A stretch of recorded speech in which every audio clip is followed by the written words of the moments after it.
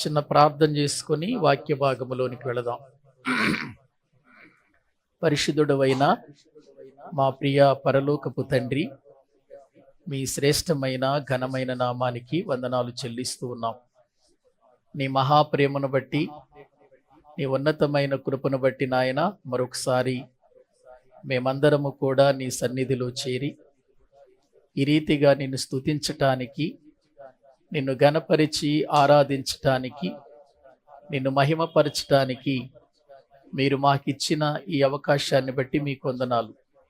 ఇంతవరకు ప్రారంభ ప్రార్థన నుండి పాటలలో, ప్రార్థనలో మీరు మాకు తోడుగా ఉన్నారు.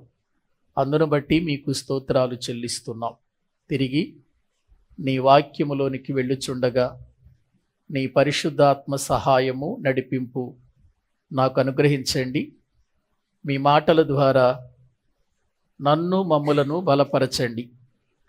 ఈ 2026వ సంవత్సరంలో మీ సన్నిధిలో ఇలా గడిపే ఈ భాగ్యాన్ని మాకిచ్చినందుకు మీకు నాయన వందనాలు చెల్లిస్తూ, మరి ఎక్కువగా మీ కొరకు మేము జీవించగలుగునట్లు, బ్రతకగలుగునట్లు మమ్మలను ఆత్మతో ప్రభువా మీ జ్ఞానమిచ్చి నడిపించమని ప్రార్థన చేస్తూ ఉన్నాం. అనేకులకు మాదిరిగా మమ్మల్ని ఉంచండి తండ్రి. మీ వాక్యములో నుండి కొన్ని నెలల నుండి సామెతల గ్రంథాన్ని ధ్యానం చేస్తూ ఉన్నాం. ఈ సమయంలో కూడా సామెతల గ్రంథంలో ఉన్నటువంటి మరికొన్ని విషయాలు మేము నేర్చుకోవాలని ఆశపడుతుండగా మీరు మాతో మాట్లాడండి, మమ్మలను బలపరచండి. మా హృదయాలు నీ వాక్యము చేత తృప్తిపరిచి నీ యందు విశ్వాసములో బలపడినట్లుగా సహాయము చేయమని ప్రార్థిస్తూ మీ చేతులకు అప్పగించుకుంటూ ఈ దినము మా బ్రతుకులు నీకే ప్రభునాయన సమర్పించుకుంటున్నాం.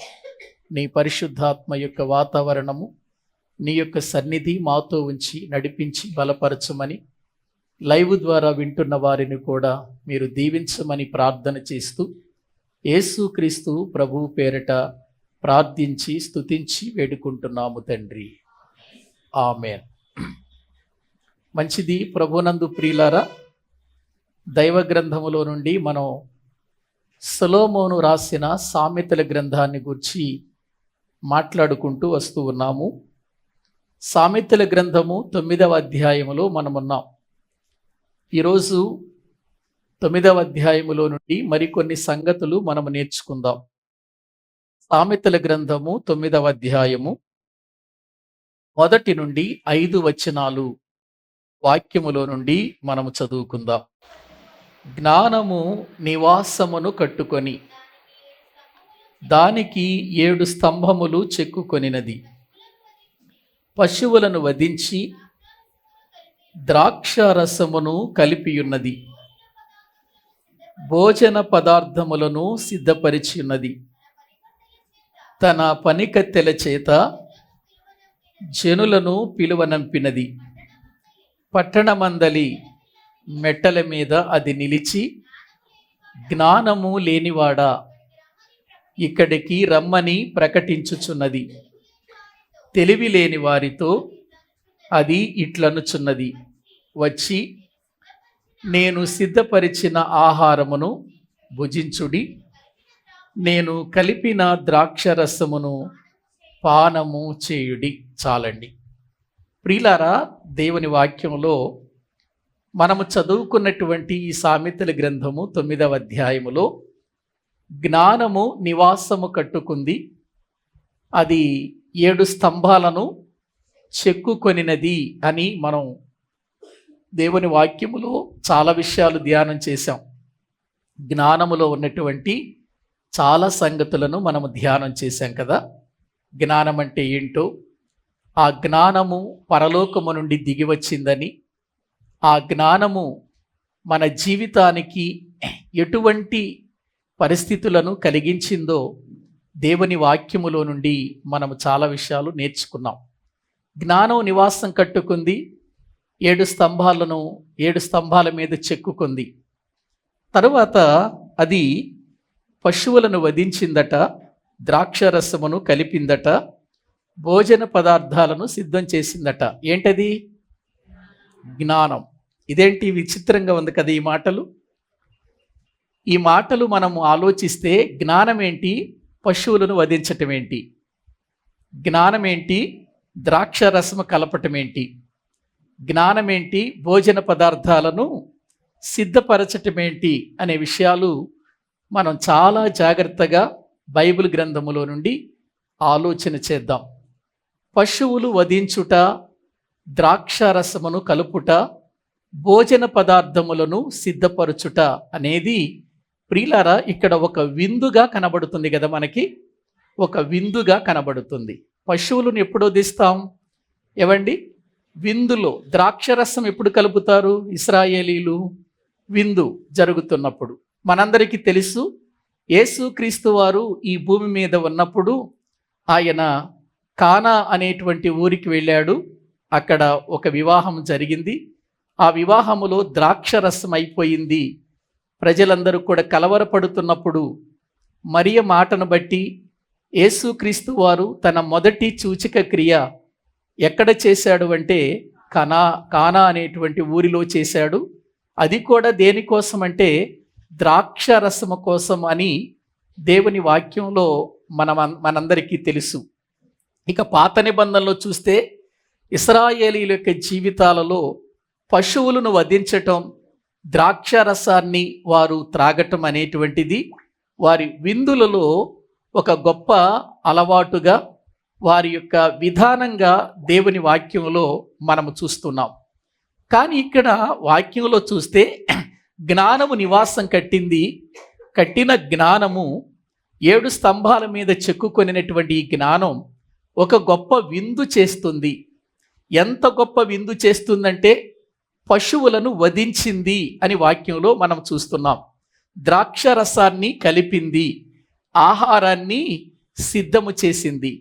ఆహారాన్ని సిద్ధము చేసిన తర్వాత తన పనికత్తెలను పంపించి పట్టణమందలి మెట్టల మీద నిలిచి ఒక ప్రకటన చేస్తుంది. ఏమని? జ్ఞానము లేనివాడా ఇక్కడికి రమ్మని ఏం చేస్తుంది? అది ప్రకటన చేస్తుంది. ఏంటది? జ్ఞానం. ప్రియమైన వారలారా, బాగా ఆలోచించండి ఈ విషయాలు. జ్ఞానము నివాసము కట్టుకున్న తర్వాత ఒక విందు చేస్తుంది. ఇక్కడ మనం ఒక విషయాన్ని గుర్తించాలి.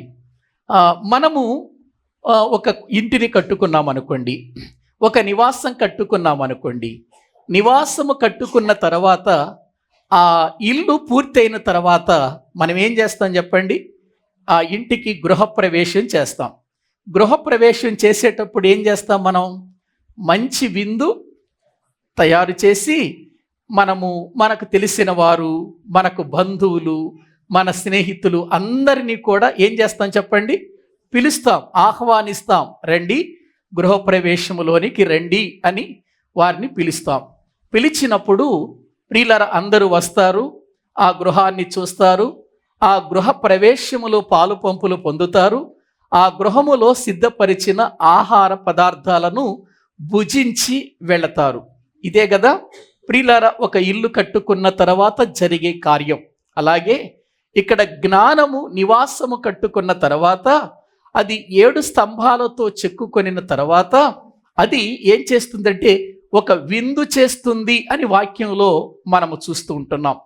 పనికత్తెలను పిలిచి మీరు వెళ్ళి ఇదిగో జ్ఞానము లేని వారందరినీ కూడా ఇక్కడికి పిలవండి అని అది పిలుస్తుంది. అసలు ఏంటి ఈ ఆహారం? ఏంటి ఈ విందేంటి? ప్రియులారా, ఈ పశువులేంటి, ఈ యొక్క ద్రాక్ష రసం ఏంటి అనే విషయాన్ని దైవ గ్రంథంలో మనము చూస్తున్నాం. మనకు విందు అనగానే వెంటనే మన మనసులోనికి జ్ఞాపకం వచ్చేది ఏంటి చెప్పండి? విందు అనగానే మనకు జ్ఞాపకం వచ్చేది ఏంటి చెప్పండి? రకరకాలైన వంటలు, రకరకాలైనటువంటి ప్రియులారా భోజనాలు, ఇవి మనకు జ్ఞాపకం వస్తాయి విందు అనగానే. ఎందుకంటే మనము విందు అంటే ఇదే కదా, ఈ ఆలోచనతోనే ఉంటాం. కానీ ఇక్కడ జ్ఞానానికి సంబంధించిన విందిది. ఇది శరీర సంబంధమైన విందు కాదు. శరీర సంబంధమైన విందు కాదు, ఇది జ్ఞానానికి సంబంధించిన విందు అని దైవ గ్రంథంలో మనము చూద్దాం, ఆలోచన చేద్దాం. ఏంటి విందు? ఏంటి సిద్ధపరిచిన ఆహారం? ఏంటి ఈ పిలుపేంటి? ఎవరి కోసం ఈ పిలుపు? జ్ఞానము లేని వారలారా రండి అని ఒక ప్రకటన చేస్తున్న ఈ పిలిపేంటి? ఈ విషయాలన్నీ ఒక్కొక్కటిగా మనము ఆలోచన చేద్దాం. ఆహారము అనగానే క్రైస్తవుల జీవితములో ప్రియులర జ్ఞాపకం రావలసింది ఎప్పుడు కూడా ఆధ్యాత్మికమైన ఆహారం, లేక ఆధ్యాత్మికమైన విందు, ఆధ్యాత్మికమైనటువంటి వస్తువులే జ్ఞాపకం రావాలి. ఎందుకంటే ఆత్మ సంబంధులు ఆత్మ విషయముల మీదే మనసుంచుతారు. శరీర సంబంధులు శరీర సంబంధమైన వాటి మీద మనసుంచుతారు. ఇప్పుడు చెప్పండి, మనము ఆత్మ సంబంధులమా శరీర సంబంధులమా? మనము ఆత్మ సంబంధులం. ఆత్మ సంబంధులమైతే మనము దేవుని యొక్క ప్రియులర పిల్లలం. ఆత్మ సంబంధులైనటువంటి వారు దేవుని పిల్లలు. దేవుడేమై ఉన్నాడు? ఆత్మై ఉన్నాడు. ఆత్మై ఉన్నటువంటి దేవుడు తన పిల్లల కొరకు ఏమి సిద్ధం చేస్తాడు? ఒకవేళ ఆహారం సిద్ధం చేస్తే ఏమి సిద్ధం చేస్తాడు? ఆత్మ సంబంధమైన ఆహారమే సిద్ధం చేస్తాడు కదా. కాబట్టి ఇప్పుడు ఈ జ్ఞానము సిద్ధపరిచిన ఆహారము, పశువులు, ద్రాక్షరసము, ప్రియుల వీటితో పోల్చి చెబుతున్నాడంటే ఇది చాలా బలమైన క్రొవ్విన విందు అని మనం గుర్తించాలి. ఇది చాలా బలమైన క్రొవ్విన విందు. ఇప్పుడు ఈ విందును గురించి మనము ఆలోచన చేద్దాం. బైబిల్ గ్రంథంలో లూకాసు వార్త 14వ అధ్యాయము చూడండి. లూకాసు వార్త 14వ అధ్యాయము, లూకాసు వార్త 14వ అధ్యాయము 12వ వచనము నుండి కొన్ని మాటలు మనము చదువుకుందాం. మరియు ఆయన తన్ను పిలిచిన వానితో ఇట్లనెను, నీవు పగటి విందైనను రాత్రి విందైనను చేయునప్పుడు నీ స్నేహితులనైనను నీ సహోదరులనైనను నీ బంధువులనైనను ధనవంతులకు నీ పొరుగు వారినైనను పిలవవద్దు. వారు ఒకవేళ నిన్ను మరలా పిలుతురు గనుక నీకు ప్రత్యుపకారము కలుగును. అయితే నీవు విందు చేయునప్పుడు బీదలను, అంగహీనులను, కుంటివాండ్రను, గుడ్డివాండ్రను పిలువుము. నీకు ప్రత్యుపకారము చేయుటకు వారికి ఏమీ లేదు గనుక నీవు ధన్యుడవగుదువు. నీతిమంతుల పునరుత్థానమందు నీవు ప్రత్యుపకారము పొందుదువని చెప్పెను. ఆయనతో కూడా భోజన పంక్తిని కూర్చుండిన వారిలో ఒకడు ఈ మాటలు విని, దేవుని రాజ్యములో భోజనము చేయువాడు ధన్యుడని ఆయనతో చెప్పగా. ప్రియుల, ఈ మాటలు బాగా గుర్తించండి. ఇక్కడ యేసుక్రీస్తు ప్రభువారు ఒక మాట చెబుతున్నాడండి. ఒక మాట చెబుతున్నాడు. ఏంటంటే, మీరు ఒకవేళ విందు చేస్తే మీ బంధువులను పిలవద్దు, మీ స్నేహితులను పిలవద్దు, మీకు తెలిసిన వారిని పిలవద్దు. వాళ్ళు మీరు వారిని పిలిచారనుకో, మళ్ళీ మిమ్మల్ని వారు పిలుస్తారు. ప్రత్యుపకారం అనేటువంటిది అక్కడ ఉండదు. ప్రత్యుపకారం అనేటువంటిది మీ జీవితంలో లోక సంబంధంగా మీ యొక్క ఆలోచన ప్రకారం జరుగుతుంది. కానీ ఒక విషయాన్ని చెబుతున్నాను, మీరు విందు చేసినప్పుడు మీరు ఎవరిని పిలవమంటున్నాడు? అంగహీనులను పిలవండి, కుంటివాండను పిలవండి, గుడ్డి వాళ్లను పిలవండి. అంటే మళ్ళీ వారు తిరిగి మిమ్మల్ని పిలిచేవారిగా ఉండకూడదు, అటువంటి వాళ్ళను మీరు పిలవండి అని అంటున్నాడు. ఇది సాధ్యమయ్యే పనేనా చెప్పండి? మన ఇంట్లో ఒక ఫంక్షన్ పెట్టుకున్నాం అనుకోండి, కుంటోళ్ళని, గురుడ్డోళ్ళని, అంగహీనులు పిలుస్తామా? బంధువుల్ని, స్నేహితుల్ని పిలుస్తామా? ఎందుకంటే వాళ్ళు కూడా మనల్ని పిలవాలి. మళ్ళీ రేపు ఏదన్నా కార్యక్రమానికి నేను 20 రూపాయలు పెడితే వాళ్ళు 20 రూపాయలు పెట్టాలి, నేను 30 రూపాయలు పెడితే వాళ్ళు 50 రూపాయలు పెట్టాలి. ఒకవేళ మనలను పిలిచినప్పుడు మనం వెళ్ళి వాళ్ళకి 50 రూపాయలు పెట్టామనుకోండి, మనము పిలిచినప్పుడు వాళ్ళు వచ్చి ఏం పెట్టకుండా వెళ్ళారనుకోండి, ఎట్లా ఉంటుంది పరిస్థితి? చూసావా, వచ్చింది బాగా తినెళ్ళింది. నేను వాళ్ళ ఇంటికి భోజనానికి వెళ్ళినప్పుడు 30 రూపాయలు 50 రూపాయలు నేను కానుక పెట్టాను, నేను 50 రూపాయలు కానుక పెడితే కనీసం 10 రూపాయలు కూడా పెట్టకుండా వెళ్ళిపోయింది, చూసావా అని మనం ఏం చేస్తాం చెప్పండి, వాళ్ళని తిట్టుకుంటాం. అంటే ఇప్పుడు మనం ఇక్కడ ఆశిస్తుంది ఏంటి, మనం పెట్టాము కాబట్టి వాళ్ళు కూడా మనకు పెట్టాలి. అంటే ప్రత్యుపకారం ఆశిస్తున్నాం. అందుకే మనం పిలిచేది కూడా అంతే, ప్రేమతో కాదు మనం పిలిచేది బంధువుల్ని, స్నేహితులను కానీ అయిన వారిని మనం ఏదో ప్రేమతో కాదండి పిలిచేది. వాళ్ళు వచ్చి మనకి ఏదైనా పెడతారు, మనం వెళ్ళి వాళ్ళకు కూడా పెడతాం. అలా ప్రత్యుపకారం కోరుకుంటాం. కానీ ఇక్కడ దేవుడు అంటున్నాడు, మీరు అట్లా కాదు, మిమ్ములను పిలవని వారిని మీరు పిలవండి అంటున్నాడు. మిమ్ములను పిలవని వారిని, ప్రత్యుపకారము చేయనటువంటి వారిని మీరు పిలిస్తే పునరుత్థానమందు అది మీకేమవుతుందన్నాడు, ఆ రోజున మీకు ప్రత్యుపకారము దొరుకుతుంది అని చెప్పినట్లుగా మనం చూస్తున్నాం. ఆ మాటలు విన్న తర్వాత ఆ భోజన పంక్తిలో కూర్చున్నటువంటి వారిలో ఒకడేమన్నాడంటే, ప్రియులారా, దేవుని రాజ్యములో భోజనము చేయువాడు ధన్యుడు అని ఆయనతో చెప్పాడు. దేవుని రాజ్యములో భోజనం. దేవుని రాజ్యంలో భోజనం ఏముంటుంది? దేవుని రాజ్యం అంటే ఏంటి? దేవుని రాజ్యం అంటే సంఘం కదా. సంఘంలో ఏముంటుంది? భోజనం. దేవుని సంఘములో భోజనము చేయవాడు ధన్యుడు అనగాని ఇప్పుడు యేసు ప్రభు వారు ఏమన్నాడు? 16వ వచనం అండి, చదవండి. 16వ వచనం. ఆయన అతనితో ఇట్లనెను, ఒక మనుషుడు గొప్ప విందు చేయించి అనేకులను పిలిచెను. విందు కాలమందు అతడు ఇప్పుడు సిద్ధమయ్యున్నది రెండని పిలువబడిన వారితో చెప్పుటకు తన దాసుని పంపెను. అయితే వారందరూ ఏక మనసుతో నెపములు చెప్పసాగిరి. మొదటివాడు, నేనొక పొలము కొనియున్నాను, అవశ్యముగా వెళ్ళి దాని చూడవలెను, నన్ను క్షమింపవలెనని నిన్ను వేడుకొనుచున్నానెను. మరి ఒకడు, నేను 5 జతల ఎడ్లను కొనియున్నాను, వాటిని పరీక్షింప వెళ్ళుచున్నాను, నన్ను క్షమింపవలెనని వేడుకొనుచున్నానెను. మరి ఒకడు, నేనొక స్త్రీని వివాహము చేసుకొన్నాను, అందుచేత నేను రాలేనెను. అప్పుడు ఆ దాసుడు తిరిగి వచ్చి ఈ మాటలు తన యజమానునికి తెలియచేయగా, ఆ ఇంటి యజమానుడు కోపపడి, నీవు త్వరగా పట్టణపు వీధులలోనికి సందులలోనికి వెళ్ళి బేదలను, అంగహీనులను, కుంటివారిని, గురుటివారిని ఇక్కడికి తోడుకొని రమ్మని ఆ దాసునితో చెప్పెను. అంతటా దాసుడు, ప్రభువా, నీవు ఆజ్ఞాపించినట్టు చేసితిని గాని ఇంకా చోటున్నదని చెప్పెను. అందుకు యజమానుడు, నా ఇల్లు నిండునట్లు నీవు నా రాజమార్గములలోనికి కంచెలలోనికి వెళ్ళి లోపలికి వచ్చుటకు అక్కడి వారిని బలవంతము చేయుము.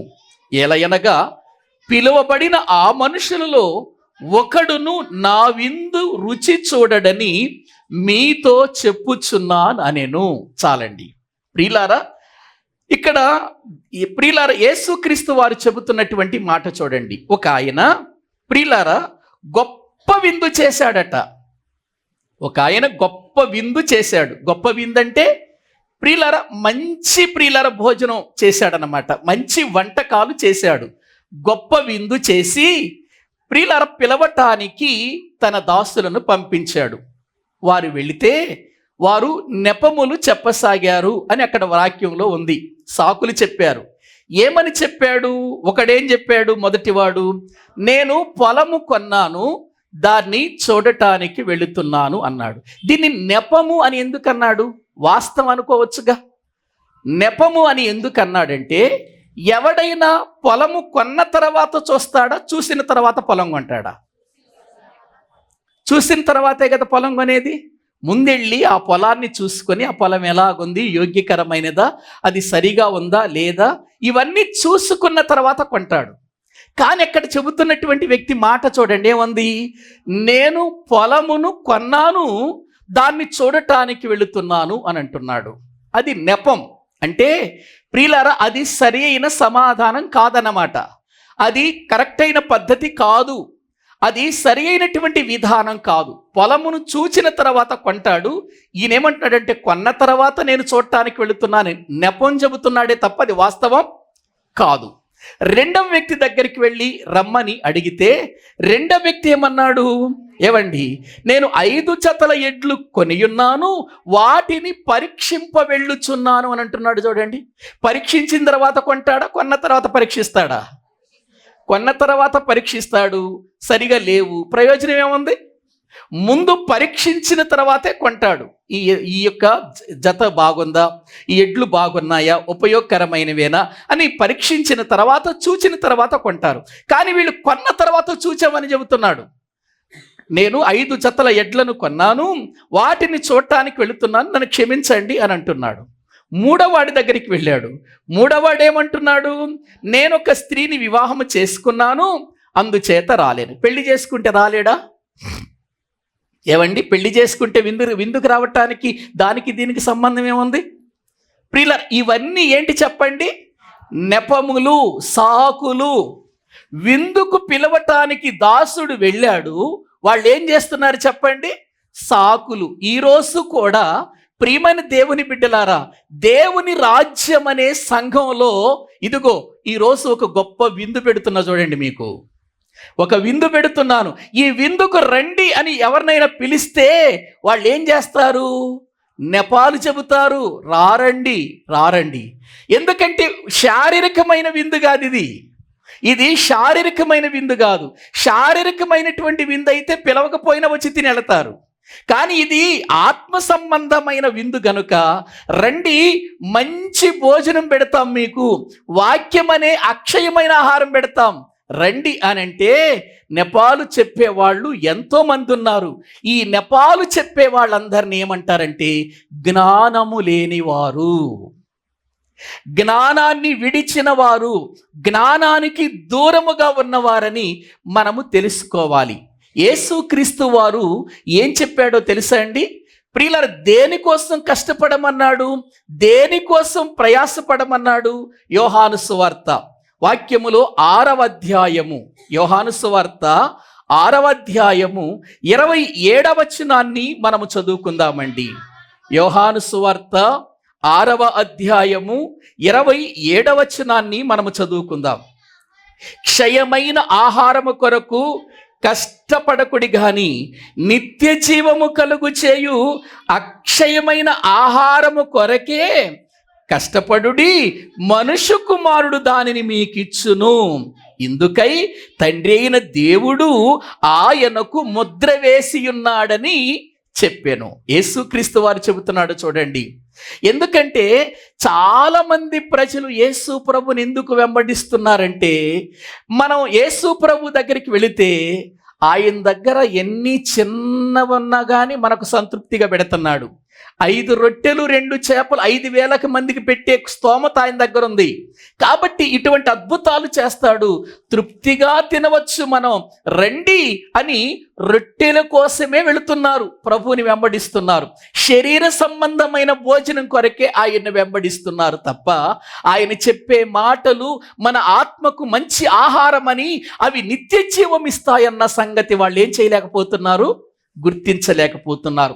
అందుకు యేసుక్రీస్తు వారు అంటున్నాడు, క్షయమైన ఆహారము కొరకు కష్టపడకుడి గాని నిత్య జీవము కలుగు చేయు అక్షయమైన ఆహారం అన్నాడు. చూడండి, అంటే క్షయమైపోయే ఆహారం అంటే ఏంటి? కనబడకుండా, ప్రియులారా, అది నాశనమైపోయేటువంటి ఆహారం అది.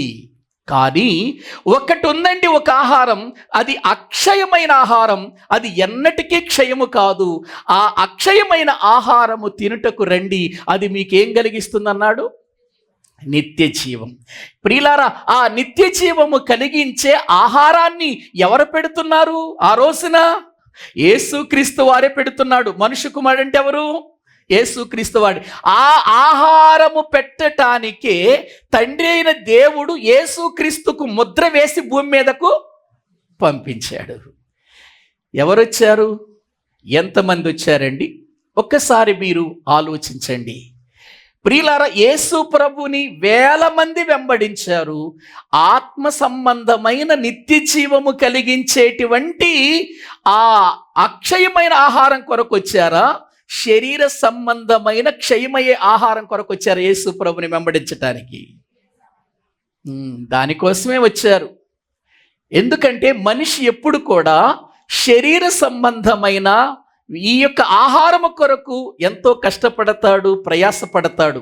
ఉదయం లేచిన దగ్గర నుండి సాయంకాలం వరకు మనము కష్టపడి డబ్బు సంపాదిస్తుంది ఏ ఆహారం కొరకు? అంతే కదా. కోటి విద్యలు కూటి కొరకే అన్నారు. ఎన్ని విద్యలన్నా చేయి, దేనికోసం? ఈ జానడు కడుపు నింపుకోవటం కోసమే. ఎన్ని విద్యలైనా చెయ్యి, ఎంత సంపాదించు, ఎంత డబ్బుని ఇంట్లో ఉండని, ఎంత బంగారాన్ని ఇంట్లో ఉండని, దేనికోసం ఇదంతా? ఏమండి, దేనికోసం? శరీర సంబంధమైన ఈ జానడు పొట్ట నింపుకోవటం కోసమే.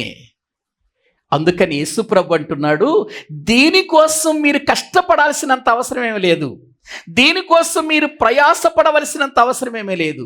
ప్రయాసపడవలసింది, కష్టపడవలసింది ఒక ఆహారం ఉంది. అది అక్షయమైన ఆహారం. అది మీకేం కలిగిస్తుందంటే నిత్య జీవాన్ని కలిగిస్తుంది. నిత్య జీవాన్ని. ఒకవేళ మీరు ఈ శరీర సంబంధమైన ఆహారం తిన్నారనుకోండి, తిన్నా చచ్చిపోతారు మీరు. ఏమండి, తిన్నా ఏమైపోతాం మనం? చచ్చిపోమా? ఏమండి, తిన్నా చచ్చిపోతాం కదండి. ఏదో ఒక రోజున తిన్నా కానీ కొన్నిసార్లు మనం వింటూ ఉంటాం, ఇప్పుడే అన్నం తిన్నాడండి, వెళ్ళి పడుకున్నాడండి, చచ్చిపోయాడండి. తిన్నాడుగా, ఎందుకు చచ్చిపోయాడు? అది బ్రతికించేది కాదది. అది బ్రతికించే ఆహారం కాదది. బ్రతికించేది, మానవ జీవితాన్ని నిలబెట్టేది వాక్యం అండి. అందుకే యేసు ప్రభు వారు ఆ మాట అన్నాడు కదా, మనుష్యుడు రొట్టె వలన జీవించడు గాని దేవుని నోట నుండి వచ్చే మాట వలన జీవిస్తాడు. నీ వాక్యమే నన్ను బ్రతికించెను, నా బాధలో అదే నాకు నెమ్మది కలిగించెను. వాక్యము బ్రతికించాలి. దేవుని మాట మనల్ని బ్రతికించేది. బ్రతికిన ఈ శరీరానికి శక్తి కోసం తినటం అనేదే తప్ప తినేది మనల్ని బ్రతికించటం కోసం కాదు. తినటం మన బ్రతికించేది కాదు. ప్రియులారా, కాబట్టి మనము తెలుసుకోవలసినటువంటి ఈ విషయాన్ని మనము చాలా జాగ్రత్తగా ఆలోచించాలి. చాలా జాగ్రత్తగా ప్రియులారా మనము పరిశీలన చేయాలి. యేసుక్రీస్తు వారు చెబుతున్న ఈ మాట సామాన్యమైనటువంటి మాట కాదు. ఏదో మనము విని వెళ్ళిపోయే మాట కాదు. బాగా ఆలోచించాల్సిన మాట. ఎందుకు ఆయన ఆ మాట చెబుతున్నాడు? ఒక్కసారి మీరు వాక్యంలో చూస్తే 51వ వచనం చదవండి. 51వ వచనము నుండి చదువుదామండి. దేవుని వాక్యాన్ని మనము చదివితే 51వ వచనాన్ని మనము చదువుకుందాం. పరలోకము నుండి దిగి వచ్చిన జీవాహారమును నేనే, ఎవడైనను ఈ ఆహారము భుజించితే వాడెల్లప్పుడును జీవించును, మరియు నేనిచ్చు ఆహారము లోకమునకు జీవము కొరకైన నా శరీరమే అని మీతో నిశ్చయముగా చెప్పుచున్నాను అన్నాడు. చూడండి, యేసు ప్రభు వారు చెప్పే మాటలలో ఎంత గూఢార్థం ఉందో గమనించండి ప్రియులారా. ఏమంటున్నాడు? పరలోకము నుండి దిగి వచ్చిన జీవాహారమును నేనే అని అంటున్నాడు. ఎక్కడి నుండి దిగి వచ్చింది ఆహారం? భూమి మీద లేదా ఆహారం? భూమి మీద లేదా ఆహారం? ఎందుకు లేదండి? బోలెడంత ఉంది. డబ్బు పెట్టాలే కానీ కోరుకున్నంత ఆహారం, కోరిన ఐటమ్స్ తినొచ్చు మనం, డబ్బు పెట్టాలే కానీ ప్రియులారా, పరలోకము నుండి దిగి వచ్చిన ఆహారం అది శరీరానికి సంబంధించింది కాదు, అది జీవానికి సంబంధించింది. అందుకే దాన్ని జీవాహారము అన్నాడు. పరలోకము నుండి దిగి వచ్చిన జీవాహారమును నేనే, ఎవడైనను ఈ ఆహారము భుజించితే వాడెల్లప్పుడూ ఎల్లప్పుడూ జీవిస్తాడా? ఈ ఆహారం, పరలోకము నుండి దిగి వచ్చిన ఆహారాన్ని భుజించితే ఎల్లప్పుడూ బ్రతుకుతాడంటే బ్రతుకుతాడండి, బ్రతుకుతాడు. ఎందుకంటే వాక్యం చెబుతుందండి, మనము దేవుని వాక్యాన్ని, ప్రియులారా యేసుక్రీస్తు ప్రభువారిని మనము తింటే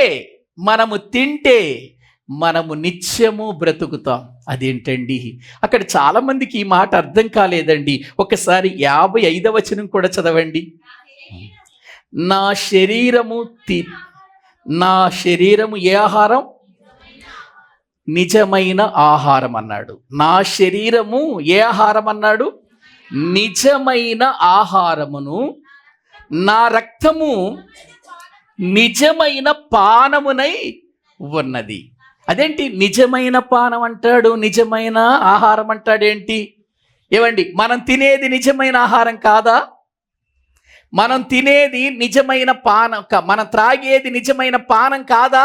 కాదు. మనం తినేది, మనము ఎంత తిన్నా, ఎన్ని నీళ్లు త్రాగినా ఏదో ఒక రోజున చచ్చిపోయేదే ఈ శరీరం. నిత్యము బ్రతికేది కాదు.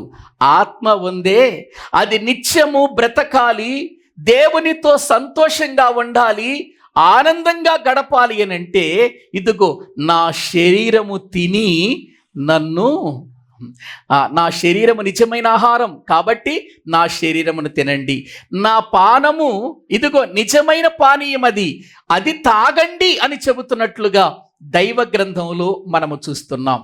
ప్రియులారా, ఇదండి క్రొవ్విన విందు. ఇది అక్కడ జ్ఞానం మాట్లాడుతున్నది ఈ ఆహారం గురించి, ఈ ఆహారాన్ని గురించి మాట్లాడుతుంది అక్కడ జ్ఞానము. ప్రియులారా, ఏం చేసిందట? ఎన్నో పశువులను వధించి ద్రాక్షారసమును కలిపి ఆహారాన్ని సిద్ధం చేసిందన్నాడే. సామెతల గ్రంథం 9వ అధ్యాయములు. ఆ జ్ఞానం ఇదండి. ఈ జ్ఞానం ఎవరికి తెలుసు? లోకానికి తెలుసా ఈ జ్ఞానం? ప్రభు నమ్మిన వాడికి తెలుసా ఈ జ్ఞానం? ఎవరికి తెలుసండి ఈ జ్ఞానం? లోకం దగ్గరికి వెళ్ళి ఈ మాటలు చెప్పామనుకోండి, లోకానికి ఎలా ఉంటుంది? ఏమంటే అక్కడ చాలామంది అలాగే అనుకున్నారు. చూడండి, చాలామంది ఆ మాటలు చెబుతుంటే, ఇదేంటి ఆయన శరీరాన్ని తినమంటున్నాడు, ఆయన రక్తాన్ని త్రాగమంటున్నాడు, ఇదేంటి కఠినమైన మాట అన్నారు. చూడండి 60వ వచనం.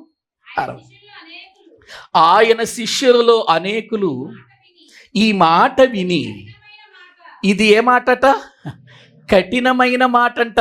నిజమైన ఆహారము నేనే, నిజమైన పానీయము నేనే అంటే వాళ్ళందరూ ఏమనుకుంటున్నారు? ఇది కఠినమైన మాట, ఇది ఎవడు వినగలడని చెప్పుకొనిరి. యేసు తన శిష్యులు దీనిని గూర్చి సణుగుకొనుచున్నారని తనకు తానే ఎరిగి వారితో ఇట్లనెను, దీని వలన మీరు అభ్యంతరపడుచున్నారా? అలాగైతే మనుష్య కుమారుడు మునుపున్న చోటునకు ఎక్కుట మీరు చూచిన ఎడల ఏమందురు? చూసారా ప్రియులారు, ఇక్కడ వాక్యంలో మనము చూస్తున్నాం. వీళ్ళు ఇదేంటి శరీరం తినమంటున్నాడు ఏంటి, ఈయన శరీరం ఎట్లా తింటాం మనం, ఈయన రక్తం త్రాగమంటాడేంటి, ఇది ఎట్లా త్రాగుతాం మనం అని వాళ్ళందరూ కూడా అనుకుంటున్నారండి. అప్పుడు యేసుక్రీస్తు వారు ప్రియులారా వాళ్ళను చూస్తున్నప్పుడు అండి, వాళ్ళని గమనిస్తున్నప్పుడు వాళ్ళకి దేవుని జ్ఞానం అర్థమైందా? అర్థమైనట్టుగా కనబడుతుందా? వాళ్ళు మాట్లాడే మాటలను బట్టి అర్థం కాలేదండి. క్రొవ్విన విందు ప్రియులారా వాళ్ళ ముందు పెట్టినా వాళ్ళకేం కాలేదు, అది అర్థము కాలేదు. అయితే ఒక రోజు రాబోతుందిలేయ్యా, ఆ రోజు మీరు మనుష్య కుమారుడు పైకి ఎక్కటం చూస్తారు, మీకు ఒక విషయం అర్థమవుతుంది. నేను చెబుతున్నాను వినండి. అదేంటంటే, మనిషిని శరీరం కాదు ఆత్మయే జీవింపచేయుచున్నది, శరీరము కేవలము నిష్ప్రయోజనము అని ప్రియులారా చెప్పాడు. అయినా జ్ఞానం అర్థం కాల, ఆ విందు వాళ్ళకి అర్థం కాల, ఆ క్రొవ్వినటువంటి విందు వారికి అర్థం కాలేదండి. అందుకని వాళ్ళందరూ వెళ్ళిపోయారు. ప్రియులారు, ఎంతోమంది వెళ్ళిపోయారు వెనక్కి తిరిగి, ఎంతోమంది వెనకకు తిరిగి వెళ్ళిపోయారండి. ఆ మాటలు చూడండి ఒకసారి 66వ వచనం. అప్పటి నుండి ఆయన శిష్యులలో అనేకులు వెనుక తీసి మరి ఎన్నడును ఆయనను, ఏవండి యేసు ప్రభు శిష్యులు ఎంతమంది అంటే 12 మంది అని మనం అనుకుంటాం. చెబుతాం. అనేకులు శిష్యులు. అయితే వాళ్ళకి జ్ఞానం అర్థం కాక, నిజమైన ఆహారం యొక్క పరిస్థితి అర్థం కాక వెనుకకు వెళ్ళిపోయారు. వాళ్ళు వెనుకకు జారిపోయారు. మిగిలింది ఎంతమంది అంటే అక్కడ 12 మంది ప్రియులారా మిగిలారండి. ఆ 12 మందితో కూడా ప్రభు అన్నాడు, అసలు వీళ్ళకన్నా అర్థమైంది ఈ జ్ఞానం? అసలు ఈ విందు గురించి వీళ్ళకైనా అర్థమైందా? ఈ ఆహారము గురించి వీళ్ళకైనా అర్థమైందా అని ప్రియులారా వాళ్ళతో అన్నాడు. ఏమన్నాడు ఒక్కసారి చూద్దాం. ప్రియులారా వాక్యములో 67వ వచనం. కాబట్టి యేసు, మీరు కూడా వెళ్ళిపోవాలని ఉన్నారా అని 12 మందిని అడిగాడు. మీరు కూడా వెళ్ళిపోవాలనుకుంటున్నారా? మీకు కూడా ఈ జ్ఞానం అర్థం కాలేదా? ఈ విందు అర్థం కాలేదా? ఈ సిద్ధపరిచిన ఆహారం మీరు తినకుండా వెళ్ళిపోవాలనుకుంటున్నారా అని అంటే పేతురు గారు ఏమన్నాడు చూడండి. సీమోను పేతురు, ప్రభువా, ఎవని యొద్దకు వెళ్ళుదము? నీవే నిత్య జీవపు మాటలు కలవాడు. ఇది వీళ్ళకి అర్థమయ్యింది. ఈ జ్ఞానం అర్థమయ్యింది. ఈ విందేంటో అర్థమయ్యింది.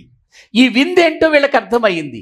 సామెతల గ్రంథంలో ప్రియమైన దేవుని బిడ్డలారా 9వ అధ్యాయము 2వ వచనము నుండి వ్రాయబడినటువంటి ఆ విందేంటో వీళ్ళకి అర్థమైంది. పశువులను వధించటం అంటే లోక సంబంధంగా పశువులను వధించటం, ద్రాక్షరసం కలపటం అంటే లోక సంబంధంగా లేక ప్రకృతిలో ఉన్నటువంటి ద్రాక్షరసాన్ని నింపటం, ఆహారం అనగానే ఇవే జ్ఞాపకం వస్తున్నాయి వీళ్ళకి. ఇవే జ్ఞాపకం వస్తున్నాయి. ఆత్మ సంబంధమైన విషయాలు ఏమి జ్ఞాపకం రావడం. ఇశ్రాయేలీలు కూడా అంతే కదండి.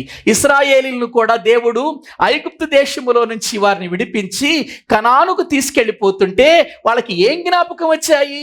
కోరాకులే జ్ఞాపకం వచ్చిన. ఐగుప్తులో కోరాకులే, ఐగుప్తులో ఉన్నటువంటి ఆహారమే జ్ఞాపకం వచ్చింది వాళ్ళకి. మనం వెళ్ళపోతున్నాం, అక్కడ పాలు తేనెలు ప్రవహించే దేశం, అక్కడ మనం చాలా సంతృప్తిగా తింటామని అసలు అది జ్ఞాపకం చేసుకుంటున్నారండి వాళ్ళు? లేదండి. వాళ్ళు శరీర సంబంధమైన ఆహారమే దీని గురించి ఆలోచించారు. పైకి ఏం చెబుతున్నారు? మేము దేవుని పిల్లలం, మేము దేవుని ప్రజలం, మేము దేవుని పిల్లలం అని చెప్పుకుంటున్నారు పైకి ఇశ్రాయేలీలు. కానీ వాళ్ళకి దైవ జ్ఞానము యొక్క భోజనం అర్థం కాలేదు. క్రొవ్విన విందుతో కూడిన భోజనం అర్థం కాలేదు. అందుకే మీరు చూడండి, ఇశ్రాయేలీలకు అది అర్థమైతే వాళ్ళు మాకు ఆహారం లేదు అని అడిగేవాళ్ళ? ఏవండి, ఎప్పుడు మాకు ఈ ఆహారమే అని అడిగేవాళ్ళ? ఎప్పుడు చూసిన ఇశ్రాయేలీల ప్రయాణంలో ఇశ్రాయేలు సణుగులు గొణుగులన్నీ దేనికోసం? అంతే కదా, అన్నం కోసం, తిండి కోసమే కదా వాళ్ళ ప్రయాసంతా. ప్రియులరా వాళ్ళు ఆ విధంగానే. అందుకే ఒకసారి మీరు చూడండి వాళ్ళు ఏమంటున్నారు, వాళ్ళకి ఏం జ్ఞాపకం వస్తున్నాయో చూడండి.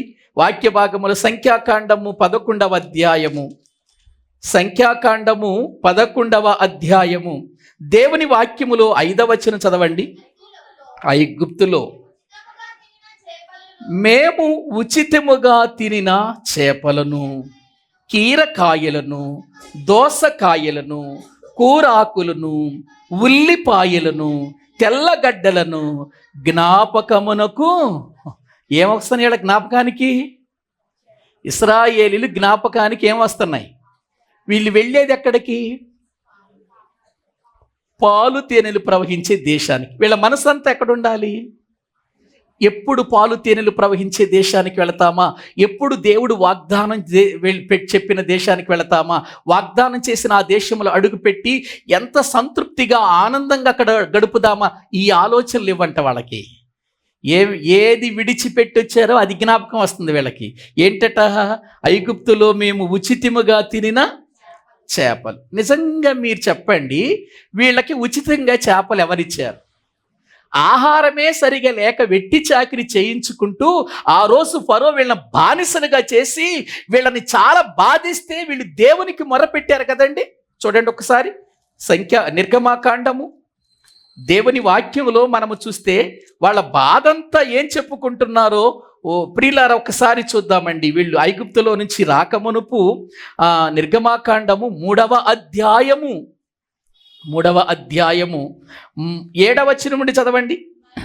మరియు యెహోవా ఇట్లనెను, నేను ఐగుప్తులోనున్న నా ప్రజల బాధను నిశ్చయముగా చూచి తిని, పనులలో తమ్మును కష్టపెట్టు వారిని బట్టి వారు పెట్టిన మొరను వింటిని, వారి దుఃఖములు నాకు. ఏమండి, అక్కడ వీళ్ళు ఉచితంగా ఇవన్నీ తింటే అసలు వీళ్ళు దేవునికి మొరపెట్టేవాళ్ళ? చూసారా, వీళ్ళ మనసులో ఉన్న కోరికలవి, వీళ్ళ మనసులో ఉన్న కోరికలండి. వీళ్ళకట్ట ఉచితంగా దొరికిన తినిన చేపలు, కీరకాయలు, దోసకాయలు, కూరాకులు, ఉల్లిపాయలు, తెల్లగడ్డలు జ్ఞాపకం వస్తున్నాయట. ఏవి జ్ఞాపకం రావాలి వీళ్ళకి? ఏది జ్ఞాపకం రావాలి? ఏవండి, విడిచి వచ్చింది జ్ఞాపకం రావాలా? ఈరోజు కూడా క్రైస్తవుల్లోనండి ఏది విడిచిపెట్టామో, ఏది మనము దేవుని సన్నిధానము కాదనుకున్నామో అప్పుడప్పుడు ఏమవుతూ ఉంటాయి, వీళ్ళకి జ్ఞాపకం వస్తూ ఉంటాయి. అప్పుడు తిన్నానే, అప్పుడుందే, అది ఇప్పుడు కూడా ఉంటే బాగుంటుంది అనుకుంటారు. ప్రియులారా, నేను ఒక విషయాన్ని చెబుతున్నాను. ఒకసారి ప్రభుని నమ్మిన తర్వాత మనము దేవుని ఎరిగి ఆత్మ సంబంధమైన విషయాల మధ్యలో మనం వెళుతున్నప్పుడు మన మనసంతా భూ సంబంధమైనదిగా ఉండకూడదు. మన మనసు పర సంబంధమైన వాటిని గురించి ఆలోచించాలి. మీరు క్రీస్తుతో కూడా లేపబడిన వారైతే పైనున్న వాటినే వెదకండి. అంటే మన మనసంతా దేని మీద ఉండాలి? పైనున్న దేవుని మీద ఉండాలి, పైనున్న పరలోకం మీద ఉండాలి, పైనున్నటువంటి స్వాస్థ్యం మీద ఉండాలి. అయ్యో, నేను పరలోకానికి వెళతానా లేదా, అటువంటి స్థితి నాకుందా లేదా, అర్హత ఉందా లేదా, అది గొప్ప విందండి. ప్రియులారా, ఈ రోజున మనకేమో ఇది విందు కాదు. పలావ పెట్టారనుకోండి, మన ముందు మంచి మటన్ చికెన్ వేసారనుకోండి, ఆత్రంగా తినేస్తాం. అంతకంటే క్రొవ్విన విందండి వాక్యం. ఇది తినేటప్పుడు మరి ఎందుకు నిద్ర వస్తుందో తెలియదు, ఎందుకు కునుకుపాట్లు వస్తాయో తెలియదు, ఎందుకు నిర్లక్ష్యం వస్తుందో తెలియదు. మళ్ళీ ఒకవేళ మనం భోజనాలకు వెళ్ళామనుకోండి, అక్కడ భోజనాలు బాగున్నాయి అనుకోండి, మా ఆయనకు కూడా కొంచెం ఇస్త్రాకులు పెట్టిస్తారా, సాంబార్ కొంచెం టిఫిన్లో పోసి ఇస్తారా, ఫ్రై ముక్కలు ఏమైనా మిగిలినయా, ఈ ఫ్రై ముక్కలు అర్థం కావా నీకు?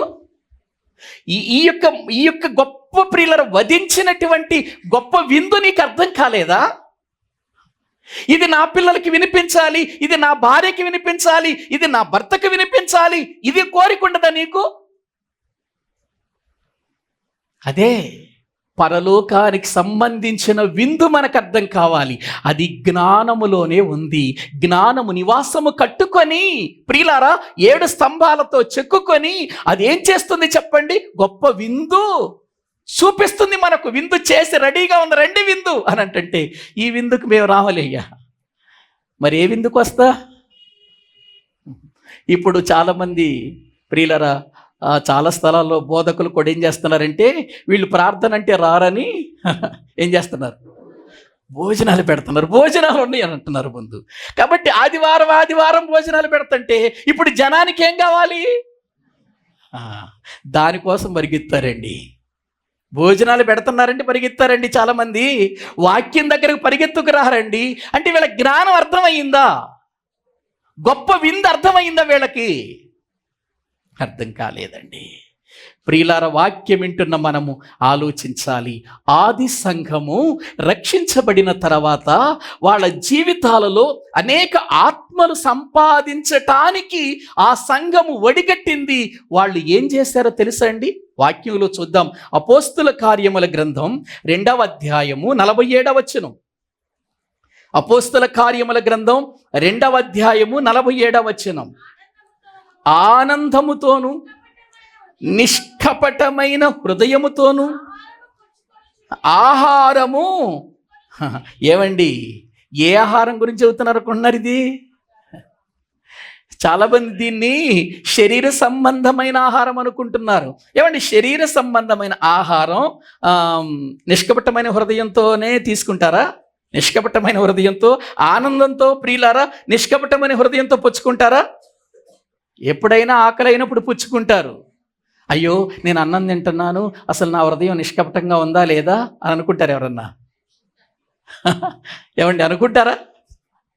అనుకోరు. ఆకలి అయ్యింది, తినేస్తున్నాం. కానీ ఆధ్యాత్మికమైన ఆహారం ఉందే, దాన్ని తీసుకునేటప్పుడు మాత్రం మనలో ఏముండాలి? ఆనందం ఉండాలన్నాడు, నిష్కపటమైన హృదయం ఉండాలి. అలా ఆహారం వారు పుచ్చుకొనుచుండుట చేత ఏం చేయబడింది? ప్రభువు రక్షణ పొందుచున్న వారిని అనుదినము వారితో చేర్చాను. అక్కడంతా ఆత్మ సంబంధమైన విషయాలే కదండి చెబుతుంది అక్కడ. కాబట్టి ప్రియమైన దేవుని పిల్లలారా, దేవుని వాక్యాన్ని వింటున్నటువంటి మనము క్రొవ్విన విందు అంటే ఇదిగో ఇది, దీనికోసమే దేవుడు ప్రియులారా ఆయన మనకు విందుగా చూపిస్తున్నాడు. ఏవండి, ఒకసారి ఇశ్రాయేలీయుల జీవితంలో ఈ విందులో ప్రియులారా పాలు పంపులు పొందుతున్నారు, కానీ ఇందులో ఉన్న జ్ఞానము వాళ్ళకి అర్థం కాకపోయినప్పుడు, ఇది తింటూ కూడా వాళ్ళు ఎలా బ్రతకాలో వాళ్ళకి అర్థం కానప్పుడు దేవుడు అరణ్యములోనే తీసేశాడండి, వాళ్ళని తీసేశాడు. కొరింథీయులకు రాసిన మొదటి పత్రిక 10వ అధ్యాయము 3వ వచనం చదవండి. ఆత్మ సంబంధమైన, ఏమండి, అందరూ ఆత్మ సంబంధమైన ఒకే ఆహారం. ఏ సంబంధమైన ఆహారం ఇది? ఆత్మ సంబంధమైన ఆహారం. ఏంటండి ఆత్మ సంబంధమైన ఆహారం ఏంటి? చదవండి ఇప్పుడు. అందరూ ఆత్మ సంబంధమైన ఒకే పానీయమును పానము చేసి, ఆత్మ సంబంధమైన పానీయం, ఆత్మ సంబంధమైన ఆహారం వాళ్ళు తిన్నారు, త్రాగారు. ఎలయనగా తమను వెంబడించిన ఆత్మ సంబంధమైన బండలోనిది త్రాగిరి. ఆ బండ ఎవరండి? పాత నిబంధనలో క్రీస్తున్నాడా? పాత నిబంధనలో క్రీస్తున్నాడా? ఉన్నాడండి. ప్రియులారా, ఇశ్రాయేలీలతో ఈ బండ నడిచిందా? ఈ బండ ఉందా? ఉందండి. ప్రియులారా, ఉండకపోతే మోషే ఎందుకు చెబుతాడు? నా ప్రజలతో నేను క్రీస్తు నిమిత్తం, క్రీస్తు కోసం ఈ బాధ అనుభవిస్తున్నాను, అందుకోసం నా ప్రజలతో నిందైన అనుభవిస్తాను క్రీస్తు కోసం అని ఎందుకన్నాడు? ఉన్నాడు కాబట్టి అన్నాడు. ఏవండి, ఒకసారి ఆలోచించండి. వాళ్ళందరూ బండలోనిది, ఆత్మ సంబంధమైన బండలోనిది, ఆత్మ సంబంధమైన ఆహారం తిన్నారట, కానీ వారిలో దేవునికి అనేకులు ఇష్టలుగా లేకపోయారు గనుక అరణ్యములోనే వారు చంపేశారు, సంహరించబడ్డారు అని దేవుని వాక్యం చెబుతుందండి. కాబట్టి మనకు ఈ విందు వారం జరుగుతుందిగా. ఈ క్రొవ్విన విందు వారం జరుగుతుందా? జరుగుతుందండి. అదేంటండి? గొప్ప విందు కదండి, జ్ఞానముతో కూడిన విందు కదండి. అది జ్ఞానముతో సిద్ధపరచబడిన ఆహారం కదండి. అది నిర్లక్ష్యంగా తీసుకోవచ్చా? ఎలా పడితే అలా తీసుకోవచ్చా? జ్ఞానం లేకుండా తీసుకోవచ్చా? అది ఎంత ఉన్నతమైనదో మనకు అర్థం కావాలండి. ఒక విషయం చెబుతున్నాను.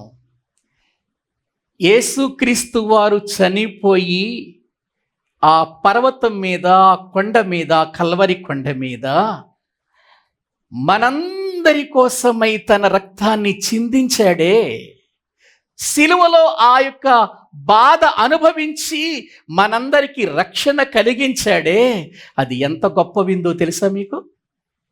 యెషయా గ్రంథం 25వ అధ్యాయం 6వ వచనం అండి.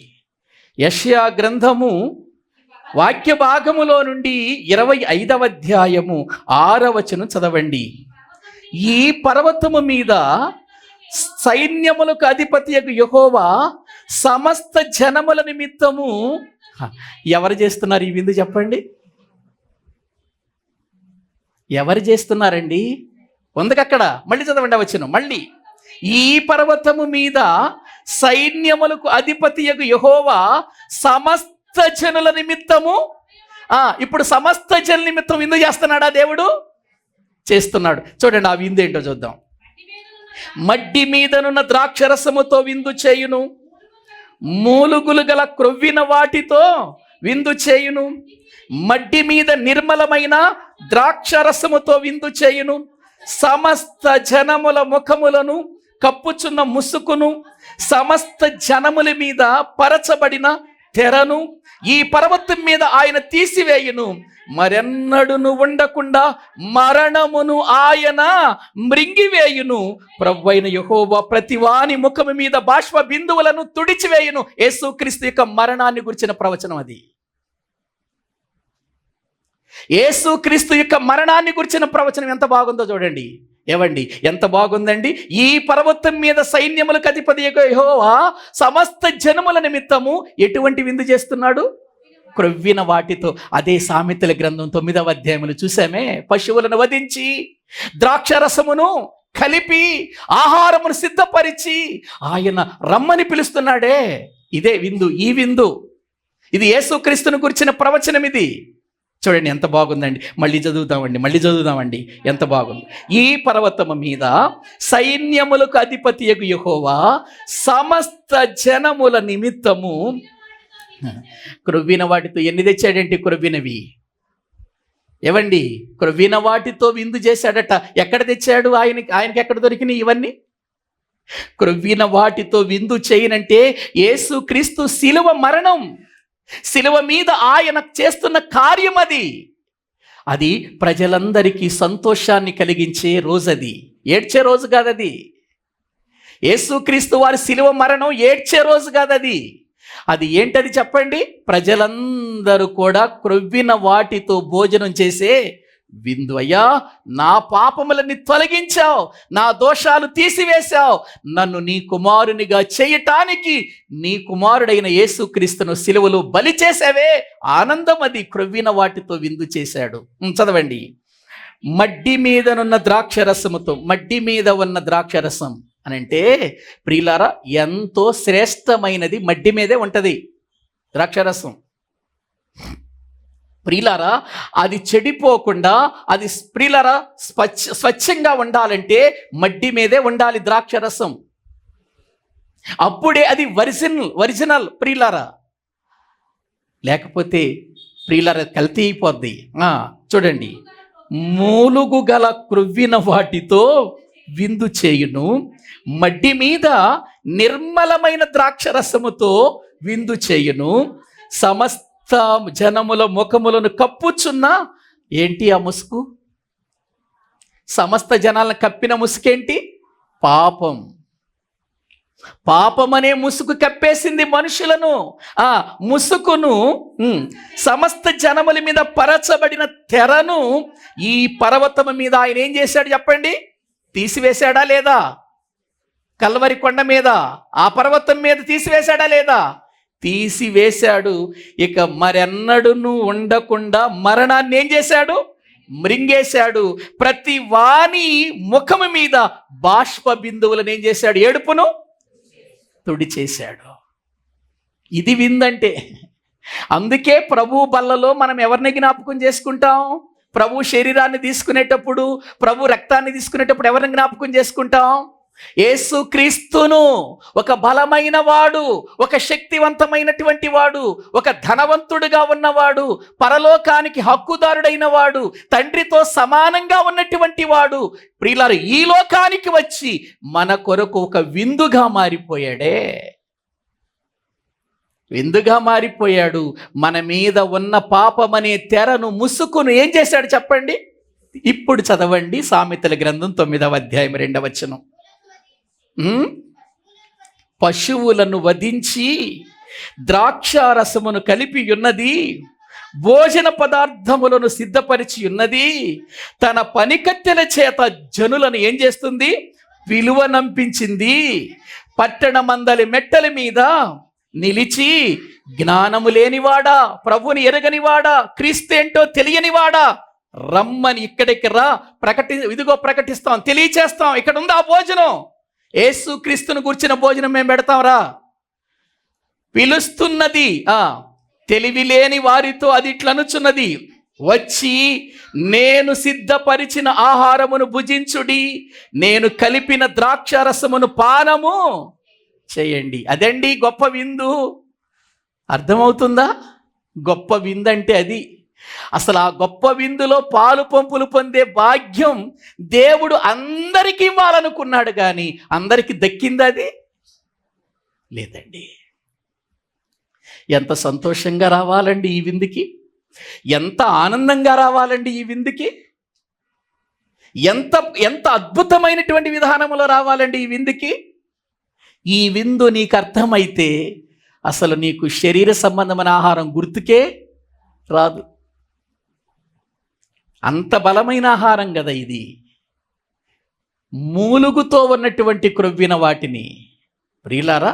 కాబట్టి ఏంటి ఆ సిద్ధపరిచిన ఆహారం ఏంటి? ఇదిగో ఈ 26 పుస్తకాలలో ఉన్న ఆయన మాటలు. ఒకనాడు జ్ఞానముగా ఉన్నటువంటి వాడే శరీరధారిగా ఈ భూమి మీదకి వచ్చాడు, మన ముందు నిలబడ్డాడు, మన మధ్యలో నివసించాడు. ఆయన చనిపోయాడు, సమాధి చేయబడ్డాడు, మంచి క్రొవ్విన విందు రెడీ చేసి సిద్ధం చేసి తన పనివారికి చెల్లిపోయాడు. పిలవండి వాళ్ళందరినీ. పనివారు వెళుతున్నారు, పిలుస్తున్నారు, జ్ఞానము లేని వారులారా రండి, ఈ జ్ఞానం తెలుసుకోండి, ఈ సత్యాన్ని తెలుసుకోండి. మీ కొరకు ఒక పశువు వధించబడింది, బలమైనది, గొప్పది, ఉన్నతమైనది, క్రొవ్వినటువంటిది. ఒక గొప్ప విందు జరిగింది పర్వతం మీద. ఆ విందు మీ ముసుకులను తొలగిస్తుంది, రండి. మీ ప్రతి బాష్ప బిందువును తుడిచివేస్తుంది, రండి అని ప్రతి సేవకుడు వెళ్ళి ఎందుకు బోధిస్తున్నారు? ఎక్కడ పడితే అక్కడ. వస్తున్నారా మరి అందరూ? రారు. ఎంత గొప్ప విందండి ఇది. జ్ఞానము సిద్ధము చేసిన విందు నివాసం గట్టింది. ఆ నివాసములోనికి అనేకులను ఏం చేస్తుంది? ఆహ్వానిస్తుంది. ఎవరిని? అందరినా కొందరినా? అందరినీ. వాడు పేదవాడైనా, వాడు ప్రియులర్ తక్కువవాడైనా, ఎక్కువవాడైనా, డబ్బున్నవాడైనా, డబ్బు లేనివాడైనా, అంగహీనుడైనా, కుంటివాడైనా, గుడ్డివాడైనా, భేదవాడైనా, ధనవంతుడైనా, సామంతులైనా, సామాన్యులైనా అందరినీ పిలుస్తుంది.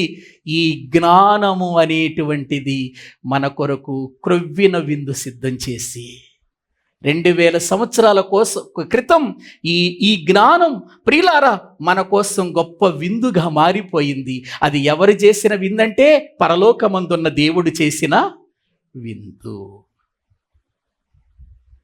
అది చెబుతున్నాడు ఇక్కడ 9వ అధ్యాయములో, సామెతల గ్రంథంలో అది చెబుతున్న విషయం. తన పనికత్తెలను చేత జనులను పిలువనంపించి పట్టణ మందలి మెట్టల మీద అది నిలిచి, జ్ఞానము లేనివాడా ఇక్కడికి రమ్ము. జ్ఞానము లేనివాడంటే వాక్యము లేనివాడు. జ్ఞానము లేనివాడంటే హృదయములో క్రీస్తు లేనివాడు. జ్ఞానము లేనివాడంటే ప్రియులారా దేవుడు లేనివాడు, దేవుని ఆత్మ లేనివాడు. ఈ లోకములో ఎటువంటి వాడని బైబిల్ చెబుతుంది? జ్ఞానము లేనివాడు. అదేంటండి? భూమి మీద ఎంతో జ్ఞానులు అని పిలువబడుతున్న వారు ఉన్నారు కదా, మంచి స్థాయిలో ఉండి జ్ఞానులు అని ప్రియులారా ప్రజల చేత పొగిడించుకునే వాళ్ళు ఉన్నారు కదా, పెద్ద పెద్ద అవార్డులు అందుకునే వారు ఉన్నారు కదా. వాళ్ళంతా జ్ఞానులు కాదా? వాళ్ళు లోక సంబంధమైన జ్ఞానులు మాత్రమే. పరలోకానికి వెళ్ళే జ్ఞానం వాళ్ళ దగ్గర ఉందా? దేవుణ్ణి కలిగిన జ్ఞానం వాళ్ళ దగ్గర ఉందా? పిలుస్తున్నా వస్తున్నారా? రావట్లేదు.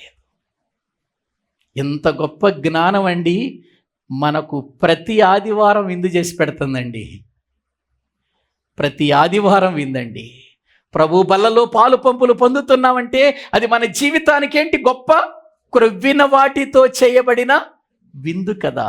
పశువులను వధించి ద్రాక్షరసమును కలిపి ఆహారమును సిద్ధపరిచి ప్రియులారా మన ముందుకు తీసుకొచ్చి క్రీస్తు శిలువ మరణాన్ని జ్ఞాపకము చేస్తున్న జ్ఞానం అండి ఇది. నివాసం కట్టుకుంది, పిలుస్తుంది, తన పనివారిని పంపించి పిలుస్తుంది, రమ్మని పిలుస్తుంది. జ్ఞానము లేని వారులారా రండి, నేను సిద్ధపరిచిన ఆహారమును భుజించండి. ఇదే ప్రియులారా పరమగీతముల గ్రంథంలో షొలమితి మాట్లాడుతూ అంటుంది 2వ అధ్యాయం 4వ వచనం. పరమగీతముల గ్రంథము దేవుని వాక్యములో 2వ అధ్యాయము 4వ వచనాన్ని చదువుకుందాం. అతడు నన్ను విందుశాలకు తోడుకొని పోయెను, నా మీద ప్రేమను ధ్వజముగా ఎత్తెను, ప్రేమాతిశయము చేత నేను మూర్ఛిల్లుచున్నాను. చూసారా ఏవండి? ఇక్కడ ప్రియురాలు ప్రియుడు గురించి మాట్లాడుతుంది. వాళ్ళిద్దరూ మాట్లాడుకుంటున్న మాటలు చూడండి ప్రియులారా. మొదటి వచనం కూడా చదవండి ఒకసారి. నేను షారోను పొలములో పూయు పుష్పము వంటి దానను, లోయలలో పుట్టు పద్మము వంటి దానను, బలురక్కసి చెట్లలో వల్లి పద్మము కనబడినట్లు స్త్రీలలో నా ప్రియురాలు కనబడుచున్నది. అడవి వృక్షములలో జలధర వృక్షం ఎట్లున్నదో పురుషులలో నా ప్రియుడు అట్లున్నాడు. ఆనందభరితనైన అతని నీడను కూర్చుంటిని, అతని ఫలము నా జిహ్వకు మధురము. అతడు నన్ను ఎక్కడ తీసుకెళ్ళిపోయాడు? చూసారా, ప్రియుడు ప్రియురాలు గురించి ఏం మాట్లాడుతున్నాడు? ప్రియులారా చూడండి, అక్కడ ఎంత బాగుందో ప్రియులారా, ఎంత చక్కని మాటలు ఉన్నాయో. షోలమితి మాట్లాడుతూ ఏమంటుందంటే, నేను షారోను పొలములు పూయు పుష్పము.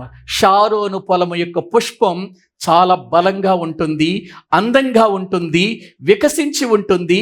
ప్రియులారా, షారోనులో పూసినటువంటి పుష్పాల కొరకు ప్రజలు ఎగబడతారండి. అంత బాగుంటాయి ఆ పుష్పాలు. అన్ని పుష్పాల వంటిది కాదు ఆ పుష్పం, షారోను పుష్పం అంటే. కొన్నిసార్లు మనము ప్రియులారా అరటిపళ్ళు కొంటున్నప్పుడు కానీ, లేకపోతే కమలాలు కొంటున్నప్పుడు కానీ మనము కొన్ని పేర్లు పెట్టి అడుగుతాం కదా. ఏవండి, కొన్ని పేర్లు పెట్టి అడుగుతాం. ఎందుకు? ప్రియులారా, ఫలానా ప్రాంతంలో ఇవి పండాయి అని అంటే అక్కడ ఫలాలంటే చాలా టేస్ట్గా ఉంటాయి, బాగుంటాయి, కాబట్టి మనము దాన్ని అడుగుతామండి, వాటిని అడుగుతాం. అలాగే షారోనులో పుష్పం అంటే నిజంగా ప్రియులారా అది ప్రజలందరూ కూడా ఆకట్టుకునేటువంటిది, ఇష్టపడే పుష్పం అండి అది. అందుకే నేను షారోను పొలములో పూయు పుష్పము వంటి దానను, లోయలలో పుట్టు పద్మము వంటి దానను. లోయలలో పద్మాలు చూశారు ఎప్పుడైనా? లోయల్లోకి వెళ్ళినప్పుడు ఏవండి, నిజంగా మేము ఆ మహారాష్ట్ర కానీ ఒరిస్సా ఆ ప్రాంతాలకు వెళుతున్నప్పుడు, ఆ సిక్కిం ప్రాంతాలకు వెళుతున్నప్పుడు లోయల్లో ప్రియులార చాలా భయంకరమైన లోయలు ఉంటాయి. ఆ లోయలలో ప్రియులార అందమైన పుష్పాలు కనబడతాయి. ఎంత ఆకట్టుకుంటాయి అంటే వెంటనే కారు దిగి ఒక ఫోటో దిగుదామా అని అనిపిస్తుంది అక్కడ. ఎందుకంటే ఆకర్షిస్తాయి అవి. లోయలలో ప్రియులార పుట్టు పద్మము వంటి దానను, బలురక్కసి చెట్టలు వల్లి పద్మము కనబడినట్లు స్త్రీలలో నా ప్రియురాలు కనబడుతున్నది.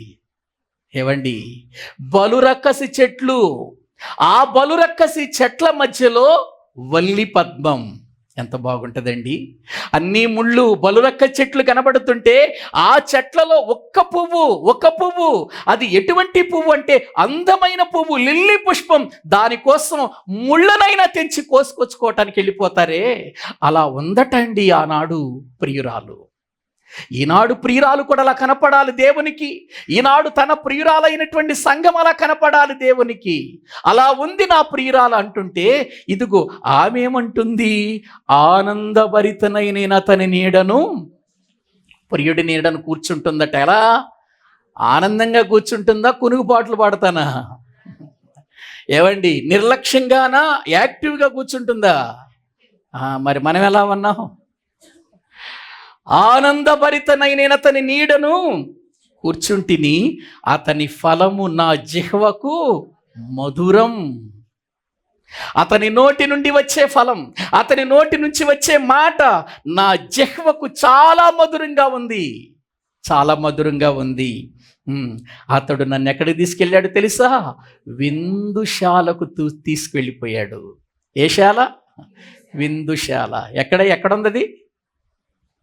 ఎక్కడుందేంటి?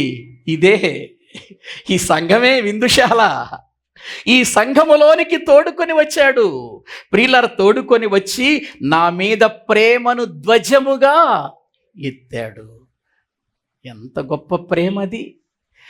మన కొరకు కల్వరి కొండ మీద బలి అయిపోయిన ప్రేమ, మన కొరకు కల్వరిలో ఆఖరి పట్టు వరకు రక్తము కార్చిన ప్రేమ ధ్వజముగా ఎత్తాడు. ఆ ప్రేమ ప్రియులారా, ఆ ప్రేమను మనం కలిగి ఉన్నాం.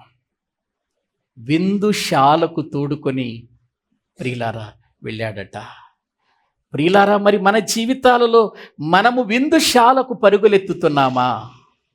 ఆయన నీడను కూర్చోవాలని ఆశపడుతున్నామా? ఆయనిచ్చే ఫలము మనము మధురంగా భుజించాలని కోరుకుంటున్నామా? ఆయన ప్రేమ చేతట మోర్చిల్లిపోయిందట ప్రియురాలు. ప్రియులారా, ఆలోచించండి. దేవుని మాటలు ఎంత ఉన్నతమైనవో, ఎంత శక్తివంతమైనవో మనం అర్థం చేసుకోవాలి. అందుకే సామెతల గ్రంథంలో మాట్లాడుతూ, జ్ఞానము నివాసము కట్టుకొని 7 స్తంభముల మీద అది చెక్కుకొనినది. అది ఏం చేసిందట? పశువులను వధించిందట, ద్రాక్షారసమును కలిపిందట, ఆహారమును సిద్ధము చేసిందట. తన పనికత్తెలను పంపిస్తే ఆ పనికత్తెలు మెట్టల మీదకి వెళ్ళి చెబుతున్నారట, ఏమని? జ్ఞానము లేనివాడా ఇక్కడికి రమ్ము, ఆహారము సిద్ధపరచబడింది. తెలివి లేనివాడా ఆహారం వచ్చి తిను. ఈ ఆహారము నువ్వేం డబ్బులు అవసరం లేదు, నువ్వేం ఖర్చు పెట్టవసరం లేదు. యెషయా గ్రంథం 55వ అధ్యాయం 1వ వచనం చదవండి. యెషయా గ్రంథం 55వ అధ్యాయం 1వ వచనం. దప్పిగొనిన వారులారా నీళ్ల యొద్దకు రండి, రోకలు లేని వారులారా మీరు వచ్చి కొని భోజనం చెయ్యండి. రండి, రోకలు లేని వారులారా. లేకపోయినా చూసారండి, డబ్బులు ఇమ్మంటున్నాడు, అవసరం లేదంటున్నాడా? అంటే ఈ ఆహారం ఉచితంగా దొరికేదా, డబ్బుల కోసం దొరికేదా? ఈ పానము డబ్బు కోసం దొరికేదా, ఉచితంగా దొరికేదా? రండి. దప్పిగొని వారులారా ఎంతకాలం దప్పికతో ఉంటారు? ఆహారము లేని వారులారా ఎంతకాలము మీరు ఆహారము లేని వారిగా ఉంటారు?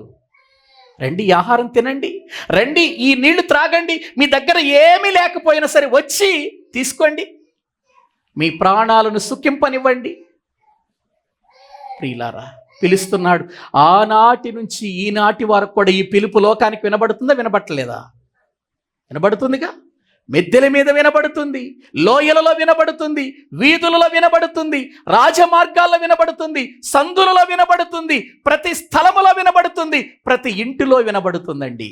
కేకలు వేస్తున్నారు పనికత్తెలు, రండి జ్ఞానమును సంపాదించుకోండి అని. ప్రియులారా, ఇంత గొప్ప విందు మన మధ్యలో ఉండగా ఇంకెక్కడికి పరిగెత్తుదామండి? ఎక్కడికి పరిగెత్తితే ఇటువంటి విందు దొరుకుతుందండి మనకు? ఆలోచించండి. అక్షయమైన ఆహారము నిత్య జీవాన్ని కలిగించేది. క్షయమైన ఆహారము ఏమైపోతుంది? క్షయమైపోయేది. క్షయమైపోయే ఆహారం కోసం కాదు మీరు కష్టపడాల్సింది, అక్షయమైన ఆహారము కోసం కష్టపడండి.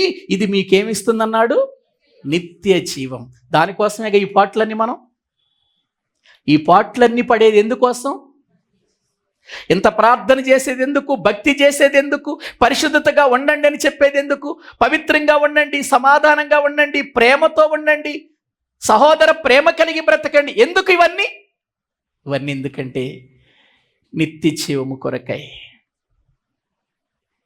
ఇక్కడ మనము ఈ విందులో పాలు పంపులు పొంది రేపు గొప్ప విందులోనికి వెళ్ళబోతున్నాం, పరలోకానికి. మళ్ళీ విందనంగానే అక్కడ భోజనాలు అనుకోకండి. పరలోకంలో ఎంత ఆనందమో సంతోషమో చెప్పటానికి వీల్లేదు. ఒకవేళ నీవు ఆ విందులోనికి వెళ్ళాలంటే, ఆ విందులో నీవు ఉండాలంటే ఇక్కడ విందులో పెండ్లి వస్త్రము ధరించుకోవాలి, లేకపోతే నెట్టివేయబడతావు, త్రోసివేయబడతావు. చాలా విషయాలు ఉన్నాయి ప్రియులారా. కాబట్టి ఇక్కడ జ్ఞానము మనకు చెప్పిన గొప్ప విందేంటి చెప్పండి ప్రియులారా? జ్ఞానము చెప్పిన విందేంటి? దేవుని వాక్యము ఒక విందు. ఏవండి, ఆయన యొక్క సన్నిధానములో క్రీస్తును జ్ఞాపకము చేసుకుంటూ ప్రభు రక్తమాంసాల్లో పాలు పప్పులు పొందటం గొప్ప విందు. ఇది క్రొవ్విన వాటితో చేయబడిన విందు. వాక్యమైన వాడే, జ్ఞానమైన వాడే శరీరధారిగా ఈ లోకానికి వచ్చి ఇదిగో మనందరి కోసం క్రొవ్విన విందు చేశాడు. ఎక్కడ? పర్వతం మీద. మన మీద ఉన్న ముసుకును ఏం చేశాడు? పాపం అనే ముసుకును, ఆ తెరను తీసేశాడు. మన కన్నీటి బాష్ప బిందువులను తుడిచి వేశాడు. ప్రియులారా, ఎంత గొప్ప విందు ఇంకెక్కడ దొరుకుతుంది? అది నువ్వు ఎంత డబ్బు పెట్టినా దొరికేది కాదు. ఈ విందులో ఆనందంగా సంతోషంగా పాలు పంపులు పొందుతూ, అది ప్రార్థన, ఇష్టంగా ప్రార్థన చేద్దాం. అది వాక్యమా, ఇష్టంగా విందాం. అది పరిచర్య, ఇష్టంగా చేద్దాం. ఇవన్నీ కూడా ఈ విందులో సిద్ధపరిచిన ఆహార పదార్థాలు. ఆలోచన చేసి దేవుని కొరకు ఒక మంచి నిర్ణయంతో ముందుకు వెళదాం. తలలు వంచండి, ప్రార్థన చేద్దాం. ఎంత జ్ఞానము నీ ముందుండగా జ్ఞానము లేనివారిగా మనం బ్రతకొద్దు. జ్ఞానము లేనివారిగా మనము జీవించొద్దు. ఈలారా ఆలోచన చేద్దాం. ప్రభువా, నిజమే నాయనా, ఈ గొప్ప ఆనందం, ఈ గొప్ప భాగ్యం లోకములో ధనవంతులకు లేదయ్యా. లోకములో ఉన్నటువంటి అధికారులకు లేదు నాయన. అభాగ్యులమైన మాకిచ్చావయ్యా, మాకిచ్చావయ్యా. నీ ప్రేమ ఎంత గొప్పది నాయన. ఎంతగా మమ్మలను ప్రేమించావు నాయన. ఎంతగా మా జీవితాలను నీవు ఆదుకున్నావయ్యా. ఇది మేము అర్థం చేసుకొని నీ సన్నిధిలో సరిగా బ్రతికే వారిగా మమ్మల్ని చెయ్యండి అయ్యా. సరైన జీవితంతో మేము జీవించేవారిగా చెయ్యండి అని మళ్ళా మనము దేవునికి అప్పగించుకొని కొన్ని నిమిషాలు ప్రార్థన చేద్దామా? అందరము కూడా తలలు వంచండి. ప్రభు పాదాలు పట్టుకొని అడుగుదాం. ప్రభు సహాయాన్ని కోరదాం. ప్రభువా, ఇంకా ఈ ఆనందములో నాయన ఎంతో మంది అర్థము కాని పరిస్థితుల్లో బ్రతుకుతున్నారయ్యా. జ్ఞాపకం చేసుకోండి. ప్రభు అంటున్నాడు, మీరు కూడా వెళ్ళిపోవాలని ఉన్నారా? ఈ విందు మీకు అర్థం కాలేదా? ఈ ఆహారం మీకు అర్థం కాలేదా? అనేకులు ఇది కఠినమైన మాటను వెనక్కి తిరిగి వెళ్ళిపోయారు. మీరు కూడా వెళ్ళిపోతారా? వద్దు. పేతురు అంటున్నాడు, వెళ్ళమయ్యా, వెళ్ళం. నిత్య జీవపు మాటలు విడిచిపెట్టి ఎక్కడికి వెళతామయ్యా? ఈ మాటలు విడిచిపెడితే మాకు నిత్య జీవం ఉండదు కదా నాయన. ఎంత గొప్ప మాటలు, నిత్య జీవముతో కూడిన మాటలు, ఇంత గొప్ప విందు విడిచిపెట్టి ఎక్కడికి వెళతామయ్యా? మేము వెళ్ళమని కూర్చున్నాడు ప్రభు దగ్గరే. అందుకే తాళపు చెవులు అతని చేతికిచ్చాడు దేవుడు. పరలోకపు తాళపు చేతులు ఆయనకిచ్చాడు. జ్ఞానం ఆయనకిచ్చాడు. వాక్యం ఆయనకిచ్చాడు. ఇది నాన్న ప్రభువా, నిజమే, లోక సంబంధమైన శరీర సంబంధమైన విందుకు పరిగెత్తినట్లుగా ఆత్మ సంబంధమైన నిత్య జీవాన్ని కలిగించే విందుకు పరిగెత్తలేకపోతున్నామయ్యా. ప్రియుని నీడకు పరిగెత్తుతుంది షూలమితి. ఆనందభరితనై నేను అతని నీడను కూర్చుందును. వెళ్ళిపోతుంది, అక్కడే కూర్చుంటాను నేను. అక్కడ నాకు ప్రేమ దొరుకుతుంది, ఆదరణ దొరుకుతుంది, నా ఆత్మీయ జీవితానికి మేలు జరుగుతుంది. అందరము కూడా కొన్ని నిమిషాలు ప్రార్థన చేద్దాం.